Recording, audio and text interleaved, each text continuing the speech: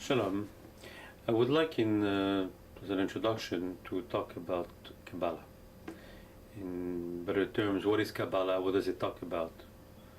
And we hear a lot today about Kabbalah as a fashion word, but there's really a very deep meaning to what Kabbalah is and what it represents. So in a few words, I'd like to try to explain what the word Kabbalah means, what are the writings that make the Kabbalah, and what it's all about.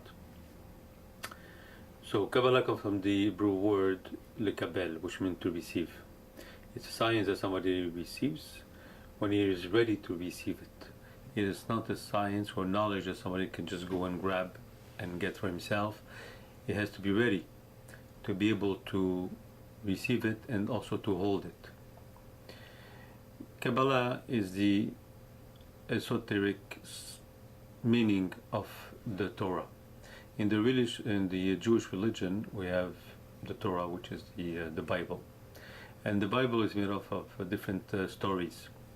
We have the story of Abraham, the story of Yitzchak, the story of Yosef, Moses coming out of Egypt, etc., etc. These stories are what we call the pshat, which means the literal meaning. But under this literal meaning and under these actors and names that make up all the stories of the Torah, there's a very profound message or very profound science that explains the Kabbalah. It is a code form, if we can say that, but this is how we understand the message or the real message of the Torah. Now, what is Kabbalah? Kabbalah is a lot of things, but it is mostly one main thing, is that it explains how God governs the world and all the existences, whatever they are, within this world or the upper worlds. What are the systems that are put in place for him to govern and to direct the way he wants to direct? And also, at the same time, it's how these systems work from us to above. So there's a flow. There's a flow of energies coming from above and to here, which is in the top of a system that makes the direction of the worlds. And going back, there's another system of energies also that we project. And this is why we are asked to do all these rituals, whether it's Shabbat or whether it's Lulav or whether it's to pray in the morning or to put a talit, to put a tefillin. We have all type of rituals that when we don't understand the meaning, we think it's just something that we should do. But in reality, there is this inflow and outflow of constant energy that is between us and above, that is done through this means of rituals that we have, and it allows us to participate in the governance of the world, and it also allows us to communicate in a way with what is above.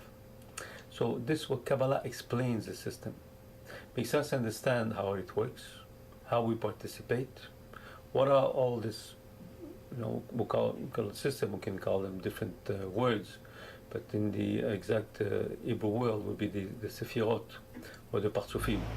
I mean those means that are put in place for us to communicate. What they're for, what we're here for, and what is the transcendence of energies between us and what is above. So this is what mainly talks about. Now, in this context of this inflow and outflow of energies, there's a lot of other side things that it talks about concerning us, concerning the above worlds, how they are constituted, who is up there, how many worlds there are, how many worlds there are below us, what are different type of creatures, and us. But mostly, I think those are side details. It's one main thing that if I had to describe the Kabbalah in a few words, I will say that it exactly explains to us our relationship with God, what we do, what He wants us to do, and what we get in return. Now, Kabbalah, contrary to other I'll say, I don't want to say rabbis because maybe it's not the right word, but other people that try to explain Kabbalah in different videos, it's not something do good and feel good. It's not like that. In fact, I will say that the whole thing is not about you. It's not about me. It's not about us. It's not about what we get. We're here to serve the Creator. That's what we're here for. But by serving the Creator, this is how we can elevate our souls.